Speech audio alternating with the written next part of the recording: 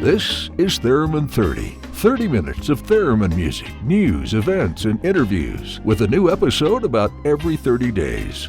Now, here's your host from Denver, Colorado, USA, Rick Reed. Hello and welcome to Theremin 30, the more or less monthly theremin music podcast. This is episode number 22 for February of 2021. This month I've got theremin music from Germany, England, Japan, and France. And I'll play part 2 of my recent interview with Stephen M. Martin, the writer, director, producer of the 1994 documentary Theremin and Electronic Odyssey. In just a few minutes, I've got a track from Matteo Ciminari's brand new album. But first, to get the show started, here is a lovely track released this past December by the German duo of thereminist Gilda Razzani and pianist Hans Vonning. It's called Lev, L-E-V, and it's dedicated to Professor Leon Theremin, who was, of course, also known by his Russian name Lev Termen.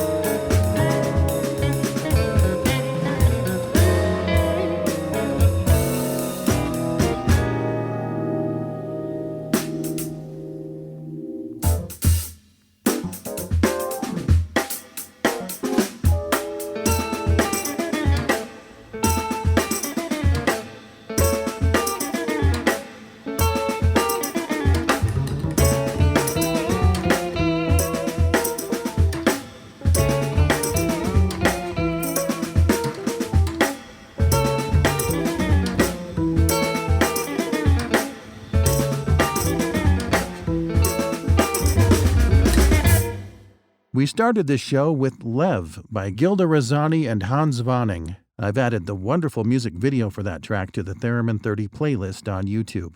After that, you heard a jazzy tune from the London-based, multi-talented, multi-instrumentalist Matteo Ciminari.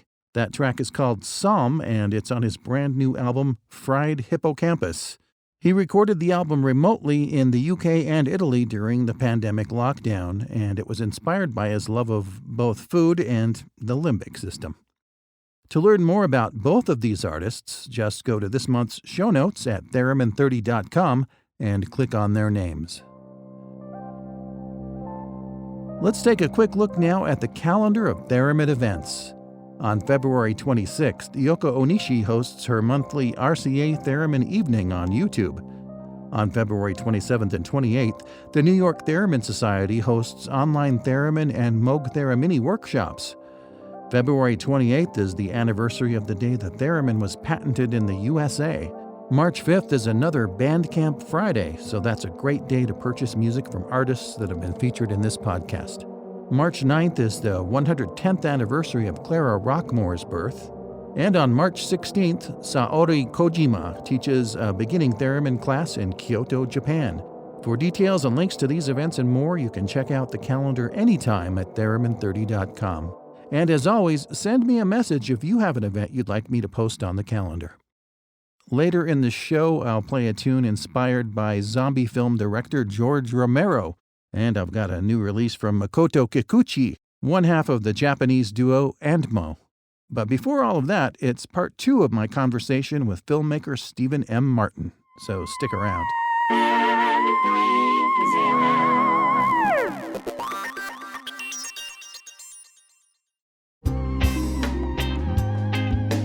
Early last month, I had the pleasure of interviewing Stephen M. Martin, the filmmaker behind the documentary Theremin and Electronic Odyssey.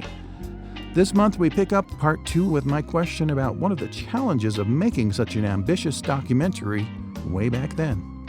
This was at a time when the World Wide Web was not around, so you couldn't just do some research from home on your computer. How were you able to even find people to interview? Well, a lot of it was by word of mouth.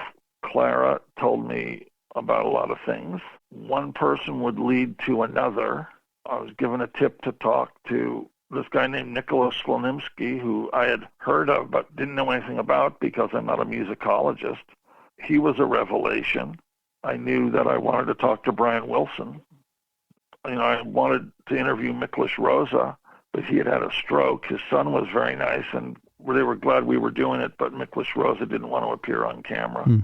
And I was completely thrilled and surprised to find myself getting to know Bob Moog, who was a great guy and who I admired, I think, as every guy did. Like, wow, what a cool guy. Mm-hmm. He invented the synthesizer. But I never imagined that our paths would cross. When you worked with Bob Moog on your film, did he have any plans of making any more theremins? No. When I met Bob, I said, you should start making theremins again. And he said, Steve, do you really think there's a market for the theremin? And I said, yeah, especially when my film comes out, there will be. And he said, yeah, we'll see about that. And once the film came out and I was taking it around the world, wherever I showed the film, people always, even up at Sundance, if you were in the big screening at Sundance, someone in the audience said, where can I get a theremin? And I would give out Bob Moog's home phone number and say, call Bob Moog, tell him that I said to call, and ask him to build you a theremin. And that led directly to him introducing the ether wave for a very reasonable price, so that now there are thousands and thousands and thousands of theremin players around the world. So do you think that difference, that explosion of interest, was due in large part to your film? Well, actually I do, but I have to be careful because I don't want to sound like an egomaniac. But yes, I do. It was shown in every major film festival around the world. It was nominated for a British Academy Award, an International Emmy. So it got a lot of press and exposure in that way, which got people talking about it, about the instrument and the man again. What has your connection or relationship been with the people that you met while making the film? Are you still in touch with people that were involved? I'm still friends with Bob Moog's family. I saw Michelle Moog, probably a couple of years ago at this point. And then you're still in touch with Lydia Kavanaugh. Oh, yeah. We spoke recently. She's great. She's living in England now, you know. Eric Ross, I know, was not in your film, but he was involved in the making of it, and he talks about you giving him the opportunity to meet with Professor Theremin. Oh, yeah. In fact, I just was looking at some footage of Eric and Lev Sergeyevich. Eric brought up this little, pocket-sized theremin and was showing it to Professor Theremin, and the two of them were talking about it, and I have some footage of that. I'm not sure if I have the sound that goes with it. Mm-hmm. Professor Theremin died the night the film was first seen, which was on British television. Bob Moog is gone, Clara's gone, Beryl Campbell, Suki Bader, Henry Solomonoff, they're gone. I was very fortunate to have captured all of these people at the right time. What was it like for you to meet Theremin as an elderly man, having learned about his early success and popularity in New York and all those kinds of things? I thought seeing him as a young man in the film and then in his 90s, I felt a little sad for him. Well, age is a cruel mistress. When I met him, I had not seen the archival footage yet.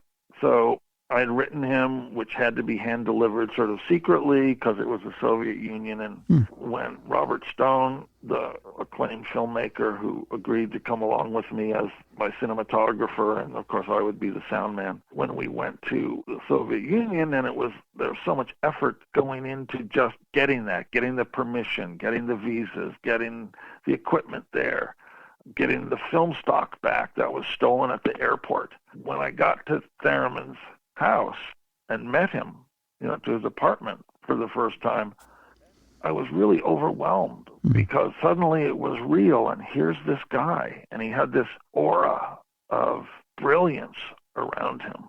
It was really exciting, and he couldn't have been more cordial, and he was totally cool. Mm-hmm. What I learned from Clara and her friend Mildred Traub, talking to them, was no matter what I had done that I thought was cool in New York, in Los Angeles, wherever, Clara and Mildred had done the same thing 50 years earlier, but in a more interesting way and with a more interesting group of people. These were real, super cool people in their youth, and it really changed the way I looked at old people in general. I realized, oh my God, they were all young once too and were running around town. So I wasn't sad when I met Theremin. I was unhappy that the Soviet Union wasn't in great shape and he wasn't living in wealth. But it didn't make me sad to see him. I was thrilled. And I felt this was an important story to tell, and that Lev Sergeyevich wasn't getting the credit that he so deserved for starting the entire electronic music genre. I mean, literally everywhere he went, a homegrown version of his clean sheet of paper design followed. So when he went to France, presto, there's the On Martineau. Mm-hmm. Right, he went to Germany, presto, there's the Trautonium.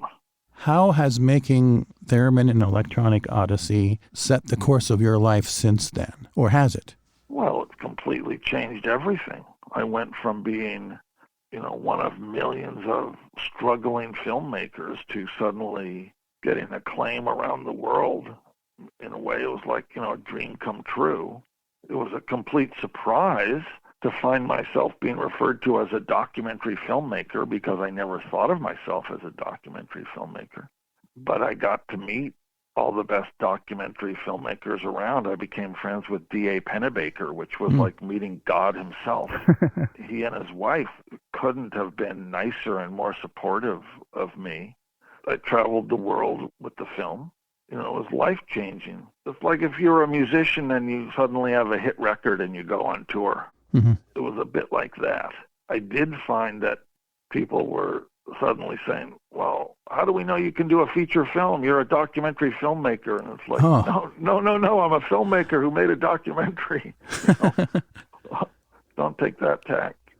I prepared a script for a dramatic version of the film that would have, I don't know, maybe it would be too expensive, but Sony decided not to make it. Milos Forman wanted to direct it. You know, in the old days in filmmaking, you would take a book that you liked or that you thought was interesting, and the challenge was to take that 250-page, 300, 400-page novel and distill it down to 120 screenplay pages. Mm-hmm. How can you tell this entire story in 2 hours, right, when it took you 10 hours to read the book? And now the opposite has taken place, where they take a short story and turn it into a 10-hour series.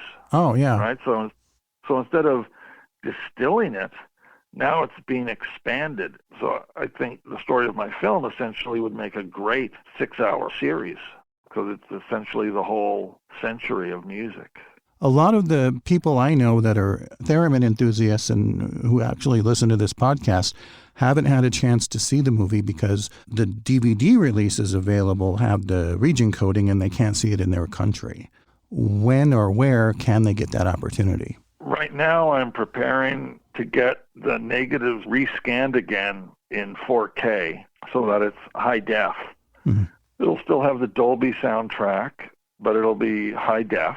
And I hope to get that out this year and then get it distributed. But the whole way films are distributed has changed. It was on Amazon Prime in North America for a while, but now it's not. MGM has the distribution rights. I mean, I own the film. They have the distribution rights for a couple of more years.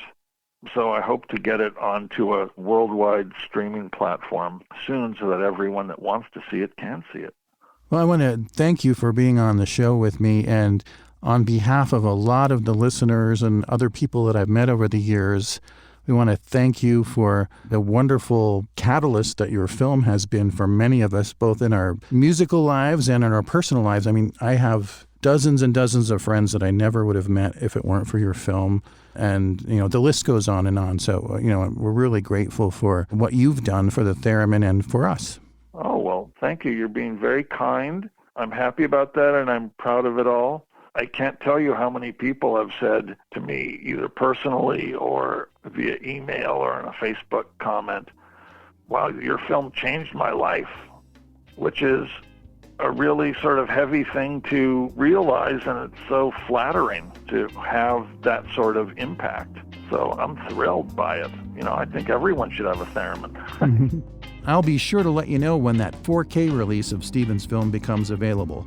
In the meantime, you may still be able to find the DVD for sale online, and lots of public libraries and university libraries have it available to borrow. I've added a link to a library database in this month's show notes, and you can watch the movie's trailer on our YouTube playlist. Don't go anywhere, we're not finished yet. I've got more theremin music coming up, so stay tuned.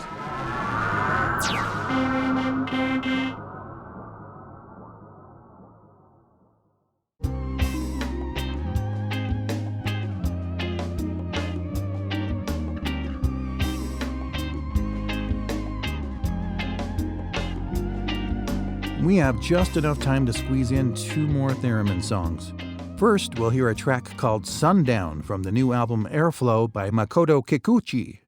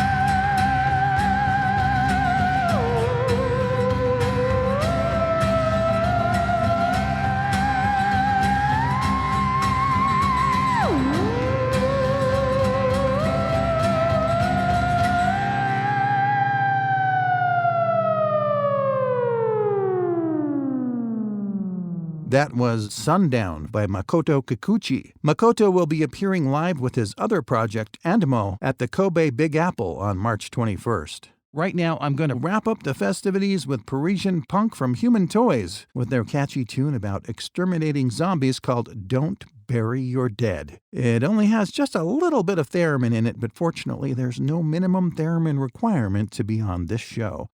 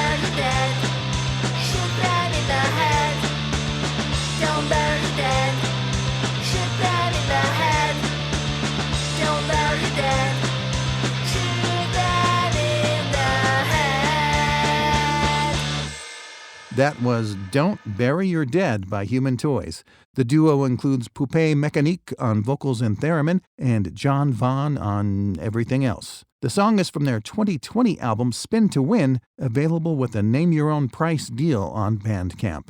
The hilarious but gory music video is on our YouTube playlist. The playlist also includes an early version of the previous song I played, Sundown by Makoto Kikuchi. There's a link to the playlist on the Theremin 30 website. Many thanks, of course, to Gilda Razzani and Hans Vonning, Matteo Ciminari, Makoto Kikuchi, and Human Toys for sharing their music, and Stephen M. Martin for visiting with me about theremin and electronic odyssey. Coming up in the March episode, my guest will be Yoko Onishi. She owns one of the 3 registered RCA theremins in all of Japan. And I'll spin new theremin music from Kevin Sinnott, Dr. G, The Banter Experience, and maybe you. Please show some love to all the musicians who have appeared on this show over the last couple of years by purchasing their music, attending their streaming gigs, and eventually their concerts when we can get back to that. And if you'd like to support my efforts, there's a virtual tip jar on the website. Until next time, I'm your host, Rick Reed. Stay safe, and we'll see you soon. If not in person, then somewhere in the ether. You've been listening to the Theremin 30 podcast. Visit Theremin 30 on the web at theremin30.com.